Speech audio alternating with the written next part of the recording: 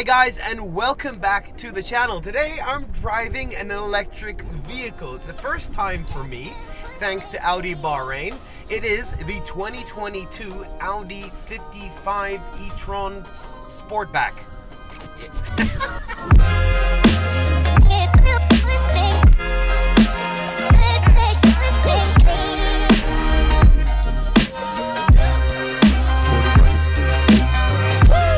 Just yesterday, I dropped off the 2022 RS3 and Audi Bahrain asked me, would I like to try the e-tron, the all-electric Audi SUV? And I was like, hell yes, I would. I've never driven one before, and this would be a sort of segue for me into electric vehicles. And so far, so good. I'm really enjoying it. I'm going to talk about why in this video. But the first thing that happened was that I only had around 320 kilometers of range when I picked it up. Now these cars are supposedly able to get up to 470 kilometers of range. That depends on your usage. I'm averaging around 23 kilowatts per hour, which would give me, on a full charge of the 95 kilowatt battery, around 410 kilometers. Now this will differ from season to season, as when it's colder the batteries are less efficient, and when it's hotter like it is today, you're using more air conditioning and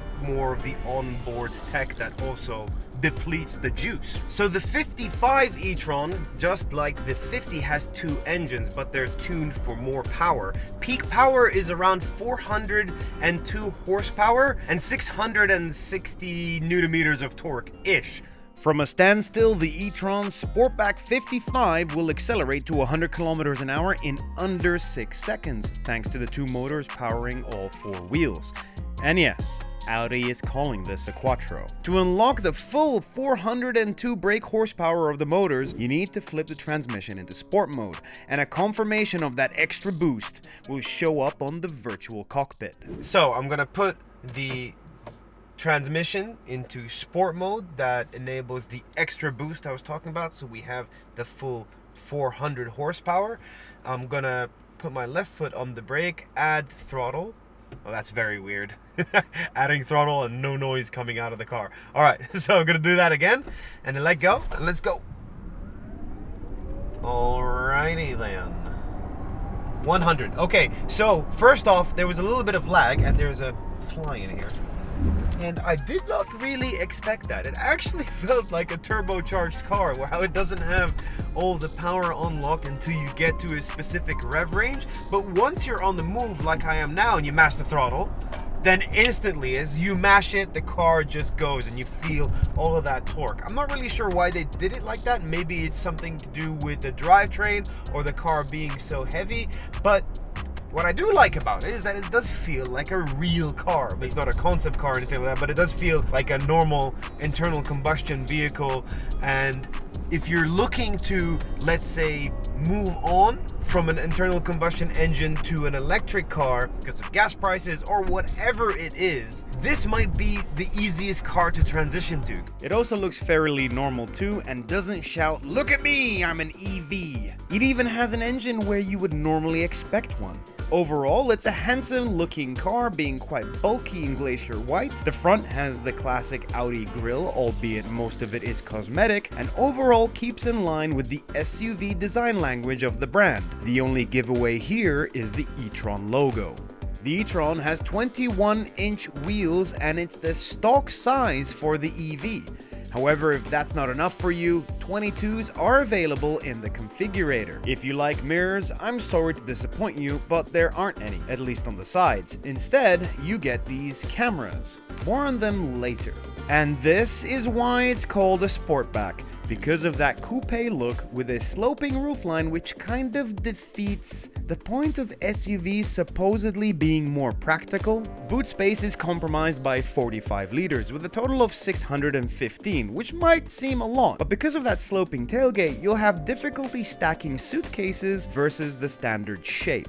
I don't know, you tell me, form or function. The only thing that really stands out apart from a normal car, besides the noise or the lack of it, are the mirrors. The side mirrors are cameras instead of normal mirrors. Now, that's a really cool idea in theory, but in practice it's a little bit difficult to get used to. I think it's the hardest thing for me to get used to while driving this car, because you have screens to see what's on the side of your car, and they're not in the same location as you'd usually have your mirrors, because the cameras are there. So you have to look a little bit down to the side, and then you get to see what's going on. Inside, there's a lot of space, and no matter how big you are, you'll be comfortable whether sitting in the front or back. Overall, the interior feels premium with nice materials used throughout. This doesn't take away from the practicality, however, with more than enough space for your personal belongings on your daily commute. I especially like the position of the wireless charging pad for phones, as it's completely out of the way and safe. Technology? It's loaded. The familiar virtual cockpit has EV-specific gauges to help you with range anxiety, media control for the radio and phone, and that wide view for the onboard navigation. Next is the subtle yet functional MMI system in the middle with wireless Android Auto, Apple CarPlay, and it's where you'll be setting up your car the way you like it. And below, a third touchscreen with your climate controls and shortcuts to get relevant information quickly without taking your eyes for too long off the road, and a ton of driving modes: dynamic, auto, comfort, efficiency, all-road, off-road. Yes, I think, you know what, automatic, let's just do that. And when we finally almost run out of battery, I'll go into efficiency mode and pray that I'm able to get or find a charger. Otherwise, I'll need a tow truck. SUVs are not very efficient because they're larger and they use more fuel and generate more CO2 to the environment. So if you want an SUV, why not get something electric? It does everything your normal SUV does, and you just charge it overnight. You don't need to go to a petrol station all the time to refuel it. And you also get that extra benefit of that it drives a little bit differently, and you've got that instant power anytime you need it. And there's not that many, let's say, downsides, at least with this one. Yeah, maybe you could get a bigger boot space and so on with others, but like sacrificing a little bit to have so much more, I think that's worth it. Anyways, tell me what you think about this car down in the comment sections below. Give me a like if you're still here because it helps out the channel, and finally subscribe with that bell notification button so you don't miss out on any future videos. Thank you so much for watching, and take care.